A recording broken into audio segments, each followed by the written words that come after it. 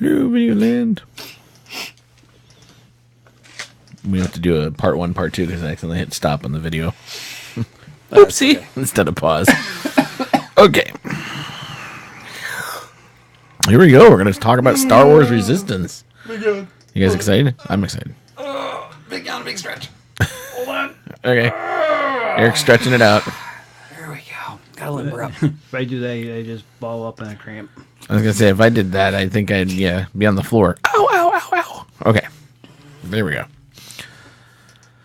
Hey, folks. Welcome back to this episode of the GalaxyCast as we talk about Season 1, Episode 1 of Star Wars Resistance, titled The Recruit, which is basically all about Kaz. So what did you guys think about this episode? I mean, this is our first time looking at Star Wars Resistance, trying anything on Star Wars Resistance, watching. I just want to kind of get like a first overview. What did you guys think? Gary, what did you think? I gave it 5 pillows. Yeah, I saw that. You were falling asleep. I did fall asleep. But I don't think it was Resistance's fault. I think you just had a long week. Well, I had a long week, but at the same time, I didn't find it very entertaining. Okay. Eric, what did you think? I think I liked it better than Gary did. I enjoyed the visuals. I wasn't sure about the style, but seeing a full episode in that style, I'm convinced it can work. Some of the lighting was really cool. Yeah. Some of the visuals were really nicely done. The animation style worked for the comedic action. I think it worked better than the almost too realistic flow of the 3D animation from like Rebels, for example. Right. There's something about that kind of style that, unless it's telling a certain kind of story, doesn't seem, certain story elements don't seem to work. For this, what they're doing, you're a bit more separate from it. Right. You don't feel as immersed, and it's more cartoony, so it worked for me. The episode was a bit too talky. There was definitely a lot of... I didn't know how many times we needed to hear, I don't want to help Kaz out, and I don't want to be a part of your spy mission, and how many times do we have to hear him say, I'll fix this, and I'll wait, hold on, and, it's like... They kept hammering home some ideas quite a bit over the length of this episode that they didn't need to keep repeating. We got it, But that being said, the humor worked. A lot of the humor worked. Some of it was a little flat, but a lot of it worked. And I felt that overall, I was kind of interested in the characters a bit. I can see myself wanting to know a bit more. And I like that the whole thing's... This is clearly going to be wrapped in a mystery. At least this first season is probably going to be, we'll be introduced to all these different racers, and I'm willing to bet that one of these people that we're going to grow to like is the bad guy. Is going to end up being the bad guy. If they go that route, and it's not just some weird side character that we never see, we're going to like everybody, and then someone will turn out to be the person working with the First Order, and it's going to be somebody you least expect. Yeah, we'll get involved in it. It'll get us. So I'm hoping that's the way they go. Yeah, I gotta, just as a general overview, I gotta kind of agree with you that I was concerned about the style because I'm not used to animation style. Being honest, I think the last thing I watched with animation style like that was Robotech. Well, I've never really been into anime and animation. I'll tell you right now, though, this is clearly not anime. No, it's definitely not. Aping it a little bit, right? But it's very much almost cell shaded. It looks much more like what you see in video game animation, that's trying to duplicate the true animation. Right, yeah, I give you that. So that's what it feels more like. I'll give you that. And it feels more like when Ben 10 first came out and some of those things, that it just had that feel to it. Yeah. And it works. For some reason, it works for this show, and I can't believe I'm saying that because, as we said, we were worried about it being flat on this three-dimensional background that could be huge and big, and yet, for some reason, it seems to work. I agree with you. For some reason, I think if we were to put it in that 3D animation style, it may actually be too much to try to take in the background, the foreground, plus all the racing and stuff going on. So I think it actually works. And that was the other thing about the 3D animation. It always felt a little slow. Yeah. It's like if you sped it up too much to get that real sense of speed, it would have a natural blur to it. It's blurry, yeah. And it's too much. Yeah. But you put it in this kind of cel-shaded 2D, and you can make things zip much quicker. Yeah. And get that sense of speed, but you still don't lose the crispness. It just works better with your eye. Right. I think it works better with the art. As far as the storyline goes, I wish we had more time to develop it. I kind of feel like even though this is an hour episode, that they would have taken maybe a couple more episodes to kind of pan this out a little bit. Maybe should have built up to the first race. Yeah. But then again, even though it went quick, it still felt long in parts. Because like I said, certain sections of the talking seemed to go on for quite a while. I get it. I get that, right. The point you're getting here. You don't need to restate it a couple different ways. And I just felt like those scenes could have been trimmed a little bit. Who was the big guy that he kept running into? Was that Orca that he kept running into? No, Orca was the guy who worked at the... He worked at the shop. Oh, that's right. He was the guy at the shop. The person who was the big character. Oh, boy. Was that Bulza Gruul? Probably. Yeah, might have been. Okay. I just kind of felt like we had that interaction didn't need to happen, 3, 4, 5 times, however many times it happened. It was a little too much. You know what I mean? Like it was a little too out there. It didn't need to be as often. The really weird thing is I thought I would find Niku totally annoying. Like I thought just from all the things I'd read online, I was kind of like, oh great, here's a character who's going to be like Jar Jar or something, right? And actually I find him kind of oddly... He's endearing. He's quirky but endearing, like it's all because, at the same time. You know why? Because he's super... I can tell you right now, what they defining character trait they told is he's earnest. Yeah. He's very... He means everything he's into, and he's very literal, of course. That's kind of the joke, is right. He takes things... He's like an Amelia Bedelia type, yeah. He doesn't understand hyperbole. He doesn't understand exaggeration. It doesn't quite click with him, so he takes everything and he runs with it, and he's super earnest. Yeah. And it's hard to not like a character like that, because they're so innocent. Yeah. And I think that helped at least that character work for what he had to do. And I think he had great humor in amongst all that. Somehow that all kind of functionally worked, and I thought that was good. Kaz didn't even annoy me as much as I thought. He feels kind of like a Ezra character, cocky but still screws up, and then he's like, "Ooh, I screwed up," type thing. I hope they take him a little differently. I hope he doesn't. That seems to be a trope you fall into. Yeah, and I hope he expands. Obviously, first episode he'll grow. I think Jarek will end up taking him under his wing and kind of making a bigger thing, right? I mean, to me, I think that's going to be the overarching story, is how this guy takes this kid under his wing. Almost like a father figure? That's what I'm thinking, because, I mean, let's face it, we've seen him cut ties with his father, basically, in this episode, in an effort to go join the Resistance. He makes it clear that his home life is not something he likes. Appreciates, right.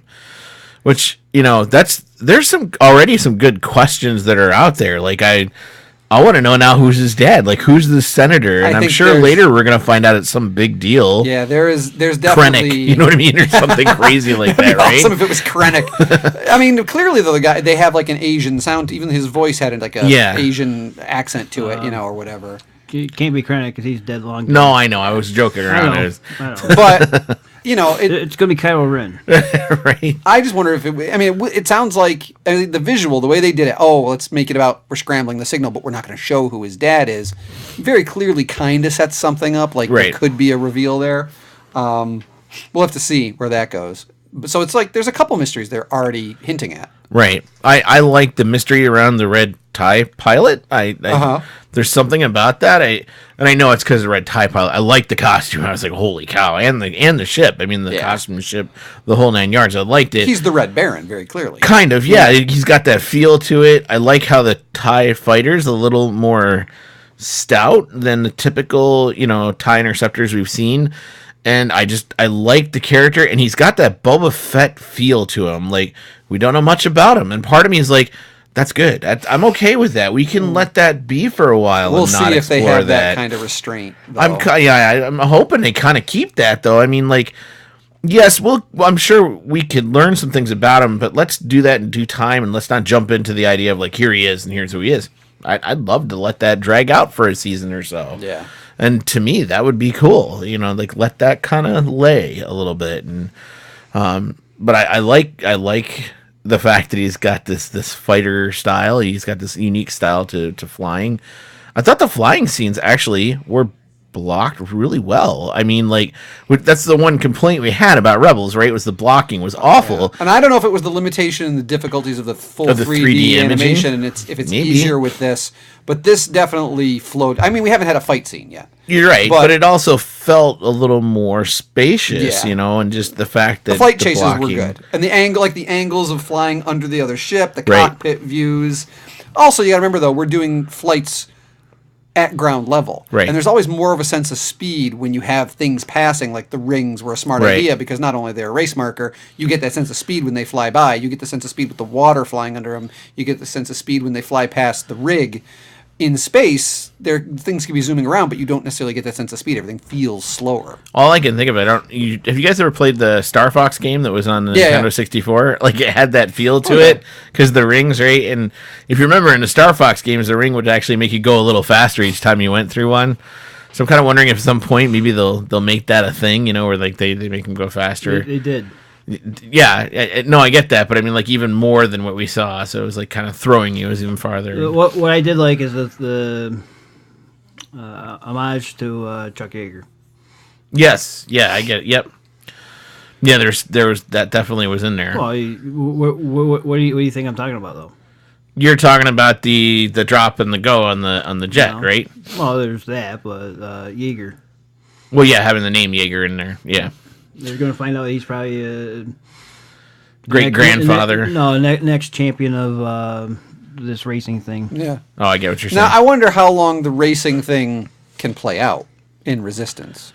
Yeah, it's a great way to start this. It's a neat idea that it's a nice self-contained story that looks like it could be a good, maybe even a full season. Definitely a half, maybe even a full, if they play up the mystery aspect. The more we get to like these characters, the more we wonder who it is, and we're dreading that the person we really like ends up being the bad guy, right. If they play that up.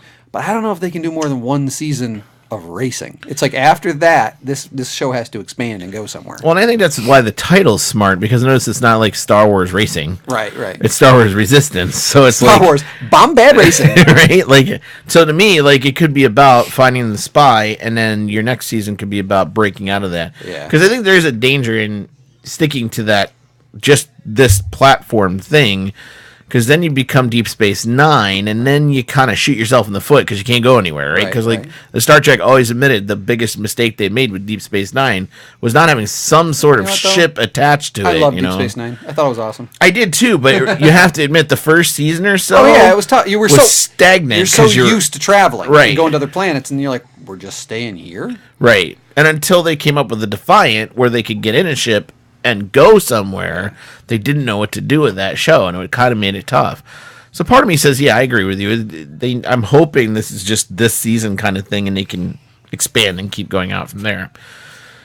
Do you guys do you think that the show, based on what we've seen at least so far, is gonna have a following now? Like, do you think there's this feeling that maybe we'll suck some people into this, or do you think it's just the regular Star Wars fans jumping into this thing? I think it could grow. I think this is one that, I mean, the bright, colorful approach to all the visuals is going to appeal to a lot of costumers. It's going to appeal to a lot of kids who like to want to play, the figures when they come out and stuff, and the ships. If all these ships have great, toys based on them that have that cool look, that's coming. Those are going to probably, I think, be a bigger hit than anything that came out of Rebels. Sure. I think they primed themselves with some very good starting points on this. Yeah. They were smart in their plan. Just have to see where it goes. Who do you think their target audience is? Because I was thinking about that as we were finishing up the episode. Who do you think our target audience is? I do think Star Wars fans, because it's heavy in the lore. You got to know where we're at in the storyline. Yeah. It's got Phasma, it's got Poe, it's got Starkiller Base. It's got a lot of instant references to a bunch of Star Wars things. I think fans are definitely part of the target audience, but I think they're trying to make it accessible enough to not be like heavily into the day-to-day activities. Is much more about the racing and this platform, so it doesn't have to necessarily only be to fans. People can kind of come in who are more interested in this action story. What do you think, Gary? Who do you think their target audience is? Late teens, early 20s. I was just about to say, that was what I was thinking too. The Fast and the Furious group. Yeah, there you go. That's what I was thinking too. Like, I call them the fringe fans. So fans who know of Star Wars, like they know what it is, but maybe haven't like totally immersed themselves in it. Maybe they can get into Rebels because they just didn't get Rebels, right? Like they didn't get Clone Wars, didn't totally understand it. But this seems to be targeted towards that fringe group who might know Star Wars but may not be like 100% invested in it. And I kind of like that idea because to me, like you said, Eric, it's accessible. There's a lot of stuff here that you could grab onto. You don't need to know what a Goddle is to know that there's a Goddle on the screen. You know what I mean? But it's funny because we look at that and we go, oh, there's a Goddle, and then everybody else like, oh, look, that's that guy from episode 4, and so like for us, we have more of a knowledge base and we can make those connections where people outside of that can be like, yeah, that's Star Wars, So I definitely think it's got that weird vibe where it can kind of pull both groups potentially together. What do you think of the visual style? Like in terms, not the animation style, but the design of the locations. Actually, I thought it felt very Star Wars like, which well, I mean, they nailed the ship. Right at the beginning, right? On the Chance of 4, they nailed the hallways. The TIE fighters looked correct. The dreadnoughts were correct. Even Starkiller Base at the end looked right. Starkiller Base looked right. And I think that's important because that was the shortfall of Rebels. Nothing felt Star Wars-esque in Rebels. They tried, but you were on this planet that just didn't feel like Star Wars, and I think that was the uphill battle they had, was trying to convince us that's part of the same universe. Where here we're jumping in and I'm like, oh yeah, I can see Star Wars. I totally see Star Wars in this. I don't need to try to imagine it. It's there. It's right there in front of me. I don't know how you felt about that, the style and for the most part. Yeah. I mean, obviously there's a few things that felt a little out of place. I think it was smart to immediately get us into a bar. Full of aliens, because it's like, well, there you go. There's your, cantina almost. But it was fun to have a bar fight in the cantina. That was kind of nice fun too. Yeah. Leaving BB-8 behind, I think, was a smart idea because it's like, here's your connection with the new movies. Sure. I just think they're making a lot of smart choices. I just got to see where it goes. I get it. I actually kind of liked the scene when they went out into the market. You know what I mean? Like, oh yeah. That reminded me a lot of like episode 1 when they go in the market there, and it had a lot of the same looks to it and a lot of the same feel to it, and all the tarpaulins hanging gave me a feeling of a lot of concept art I've seen for old Star Wars too. So I definitely felt it there. Yeah, so I mean, like I guess that's all those things that kind of sucked you in and made you feel like, yeah, this is definitely like got that Star Wars feel to it. Is there anything that felt out of place in this show at all, at least so far? Anything strike anybody as feeling out of place? The ships themselves that they're racing with. Yeah. I've never seen them at all anywhere else. Yeah. So for me, that's what drew me out of it. Yeah, it's not like they're racing X-wings or Y-wings. Yeah, or even the X-Hunters, whatever those are called. Yeah, the Z-95 Headhunters. Now, the Headhunters, is that what they were flying at the beginning, or were they X-Wings? Those were X-Wings. Those were X-Wings? I was trying to figure out if they were X-Wings or Headhunters at the beginning. Headhunters don't have the split wings. Okay, that tells me a lot. Okay. But I agree with you, Gary. It is kind of weird that the ships they're flying aren't in the Star Wars universe. But here's the thing. I think back to like episode 1 and episode 2. Thank you. When I first saw the Queen Naboo ship, I was like, that's not Star Wars. That's like crystal smooth, glossy, chromy. By the time it came around to the second, third episodes, I'm like, oh yeah, it's Star Wars because it's the Queen. It's it's her ship. So it's like they introduce things that may not seem it at the time, but we pretty quickly accept it into the lore if it's treated properly. Right. That was the funny thing when Pepsi was doing their marketing. They were the first ones to come out with marketing stuff. And, of course, I worked for Coca-Cola at the time. I was like, damn you, Pepsi. And they started coming out with these Pepsi cans with the Naboo fighters on it. I'm, like, looking at the cans going, are they is that Star Wars? That's not Star Wars. You know, like, thinking, no way. And now I go back and I look at those cans and I'm like, well, of course they're Star Wars. That's a movie. You're right. It is the way the treatment. I remember the first time I saw the Bespin fighters with the twin pods. Right, and they didn't feel like Star Wars either. That felt weird. I'm like, how the heck do you pilot something with that? And now I'm like, oh, that's iconic. That's totally Empire Strikes Back.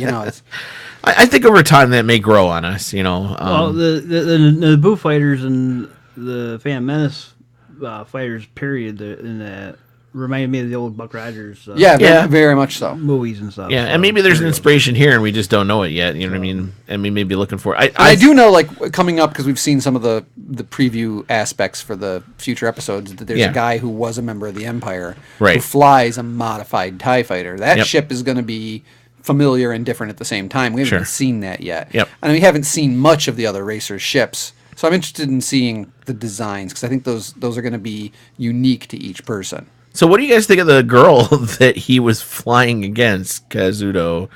He was flying against Tora, right? Was her name? She's the daughter of the guy who runs the platform. Who runs the platform. What did you think of her? Only got a little bit of her. Obviously, I think they're making her annoying on purpose, like overly confident, and she's the kind of the brat of the owner, so she feels like, better than everybody.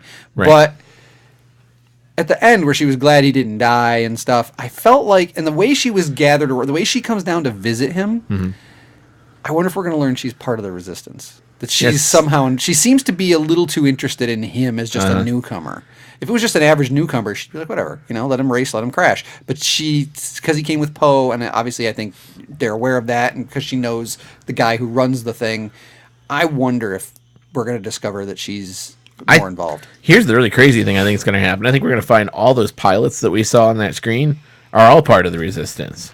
You don't think any of them will be the informant? I don't think so, no. Okay. Well, maybe the one we are endeared to the most or something, you know what I mean? But, I think we're going to find out, surprisingly, they're all somehow related to the Resistance movement. I really hope that by the end of this season, they take up a, 10 Little Indians approach, and that they'll have been 8 to 10 characters, some pilots, some not, who we've really gotten to know, right? And we realize one of them has got to be the one. Right. Just like I remember when Battlestar Galactica was out, and they're like, "Who's going to be a Cylon?" Right? With the TV show, because they look like humans, right? And it became a big thing. It's like, oh my god, someone I really care about might be a Cylon, right? I hope they take that approach with the first season, because I think that'd be a great way to build tension throughout the season and interest and momentum throughout the show. Yeah. So is obviously the first episode. We don't know everybody yet. Out of what you've seen, who do you think is the bad guy now? The informant or whatever. See, part of me wants to lean towards the barkeep, who does the betting. Okay. It seems like she'd be the one who would have a lot of contact. She'd get all the information. She's like a central point for information. You want someone who hears everything. She hears it all in the bar. Then part of me wants to lean towards Niku. But I don't see how he could, unless it's an act, unless it's a personality he's playing, and at the end he drops it. Damn it! You're just like, you just beat me to. I had two. Niku was my first guess. Is who the mate who, like I said, the least suspecting person, right? That you would think. The other crazy one is, why not drop a weird one like Bucket, right? Like, right? Why not have the droid? That's almost like a BB-9E kind of. Where he's been spying the whole time, and they think it's some person, and they find out no, it's a droid all this time. That I thought that it could be an interesting spin. Yeah, we don't know much about Bucket, at least not yet. Which one do you think maybe could potentially be? Yeager. You think Yeager is? That'd be interesting if it was. That would be interesting too, especially since Poe went right to him. And this is what I hope they do. Keep this mystery alive. Right, throw clues, throw red herrings. Keep us guessing. Because this will keep us really interested. We'll all talk about this stuff. Podcasts everywhere will debate it and try and guess who the heck the informant is. Don't make it just a side story that just ends up happening. Yeah. My reasoning is the Hansel, Lando Calrissian. Oh, I get the guy who turns against the... where he has to get to inform for the First Order because they have something on him. Yeah. Right. They have no other option. Right. Huh. Okay, so what did you guys think about this episode? We'll rate all of these episodes like we did with all the Clone Wars and all of the Rebels episodes. Of course, 0's a don't bother, 10's a must see. Anybody want to go first with this one? I'll go. Okay, Eric, what do you think? Because I'm going to rate a couple individual parts and then an overall rating. Okay. So, first off, action, blocking type stuff. I'm going to give that like an 8. Okay. Because the flights felt great. The movement felt good and the camera work was awesome. Characters, I'm going to be about a 6. Okay. Because I don't know them yet. Some are annoying. Some look like they could fall into tropes. But there was a lot of good humor, and I did like some of the stuff they were setting up. Okay. Story, like a 7 to an 8. Because I like the idea if this becomes a mystery. Okay. Overall, you kind of combine those, it drops me right in at about a 7 to 7.5. Somewhere in that area. Okay. It's only a first episode. I definitely am more on the positive side because I want to see the next episode, so they got me. Right. I'm a little hooked. But if it doesn't go anywhere, they'll lose me quick. So it really is a nice setup. Can they maintain it? I don't know, but I'll give it a 7. All right. Gary, what do you think? I'll go middle of the line 5. 5. Okay. He couldn't keep him awake. Yeah. it couldn't keep my interest, so therefore just... I still think that was because it was too talky. Yeah. Those long talk scenes where they got the idea across in the first minute of it, and they said, we're going to go another minute and a half. No, you don't need it. They went overboard. And I think that's what just slowed it down. Okay. So a 5. Okay, 5 for you. I'm going to give this one an 8. I'm probably the highest one of all of us. Only because I think, like, when you go back and you look at, and I've looked at them this week, the setup of Clone Wars, the first episode. I'm not talking about the movie. Got to set that aside for a minute and look at the first episode. The first episode was kind of long and drawn out for Clone Wars. I got to be honest. It's really, now that I've gone back and watched it again, it's like, wow, how did I watch that and go, that was amazing. And then Rebels was even worse. Like, it was like, wow, this took forever. This episode, I actually kind of felt like time went by quicker than I thought. Like, I looked at the clock, I'm like, oh, we just watched a half hour of an episode. I didn't realize it was an hour-long episode, so I apologize. I didn't tell you guys that. I didn't know it either. But then I was like, oh, we're halfway through this thing, and we still got another half hour to go. Like, you knew there was more story coming. But it seemed to fly, where I didn't ever feel like that with Rebels or Clone Wars. It was very rare that the time would fly by, so it was kind of like, to me, was kind of cool. There are some things that, they're still working on. They don't have me totally hooked in, but, like, part of me is like, I agree with you, Eric. Like, I can't wait to watch episode 2. Where's this gonna go? Where are we heading with this? Like, what's our point? What's our goal? What's our overall stance on it? So it's, I think it might be an interesting show. I think we're going to see one of two things happen with Star Wars fans, and we'll have to see how this plays out. I think they're either going to be huge fans of it, like, love the show, going to follow every episode, or there's going to be somebody that's like, I hate it, it's too campy, I can't stand it, and then they're not even going to watch it anymore. I never got the sense that it felt Star Warsy to me. It had humor. Yep. And they're playing up the fish out of water story heavy with the lead character. Sure. It's very much that until he finds his groove. Right. And give me, I'll handle that for 3 episodes. Sure. If after the 3rd episode he's still the bumbling, I keep making mistakes and whatever, I'm going to be like, anyone would start finding their groove. They make some friends. Yeah. He's got to start working more into the mystery side of things and more of the spy side of things by, like, episode 4. Yeah. So I'll give a couple for him to find, because he hasn't even met all the other people. He'll have personality conflicts, whatever. It's fine. But once we get into all the characters being introduced, he's got to find his footing, and he can't keep being that character. But let me ask you this. Okay. How well-defined were the characters for you in that, we watched 4 seasons of Rebels, and we still felt like we didn't really know them, and we got them, and we got what their personality was, but they never seemed to, like, play off each other really, really well or click as a group. How do you feel that these characters were, A, defined, and B, interacted with each other? Well, the fact that I can remember his name's Kaz, and remember Yeager's name, and Bucket, and the fact that I'm already remembering the characters says something to me. Mm-hmm. Niku, he's a little annoying, but I mean, like you said, you remember him. I don't know. They all made an imprint on me, and I caught the names, and I was able to make those connections. So that says a lot to me. So it tells me that they did something right to get me to remember the characters. I don't know how you felt, Gary, but that's the way I felt. How did you feel about the characters? For me, it's too early to tell. Okay.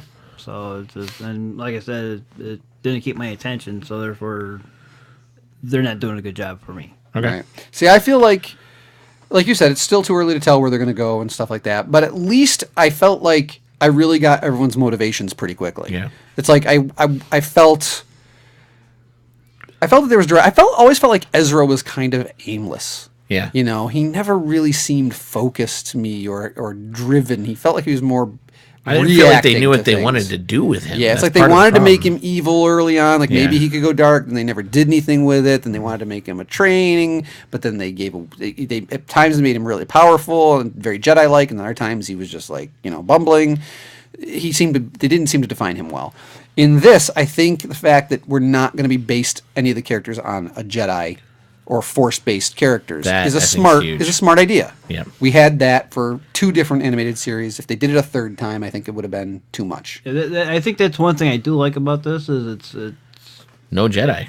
no, And that might happen. We might run into something, but it's Star Wars without a war right now. You're right. Yeah, you're right, Gary. it's more the lead up. It's Yeah. the build up. It's the And that might be good. Maybe that's something that's going to help this show. Who knows? Yeah, so I felt like they defined the characters pretty well, Yeah. And I liked some of the interactions. I mean, I liked Kaz with Jaeger and the whole somewhat paternal, but he's really holding himself back because he doesn't want to be a part of things. I liked Niku and Kaz because of the whole, that's an instant friendship, It's like, they're going to be, even though he got him in a lot of trouble, he can't be mad at him, and I think they're gonna get along pretty well.